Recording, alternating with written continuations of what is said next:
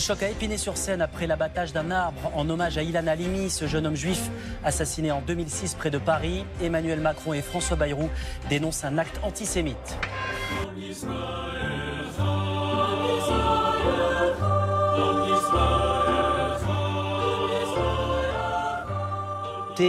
Ukrainien à présent. Cruelle déception, même si on ne se faisait guère d'illusions sur l'issue de ce sommet.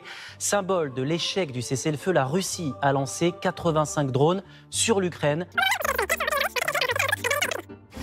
La ville de Soumy, dans le nord de l'Ukraine, encore une fois visée par un drone russe. L'attaque a eu lieu juste avant la rencontre entre Donald Trump et Vladimir Poutine. Des frappes et un sommet qui se termine sans accord de paix. Réveil difficile ce matin sur la place Maïdan, où les mêmes scènes se répètent. Comme chaque jour, les habitants viennent se recueillir face au drapeau planté en hommage aux soldats morts au front. Dans ce quartier de Kiev régulièrement bombardé par les Russes, même incompréhension. Nous y rencontrons Olena. Son mari a disparu au front. Et en avril dernier, un drone est tombé juste à côté de son immeuble. Assis-toi, ça va aller.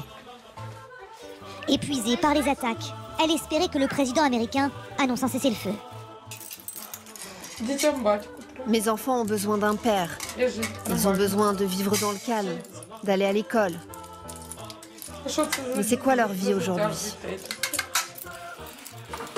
Les Ukrainiens placent désormais tous leurs espoirs entre les mains de Volodymyr Zelensky. Ils espèrent que leur président arrivera à obtenir à la Maison-Blanche un cessez-le-feu pour qu'au moins les bombardements cessent.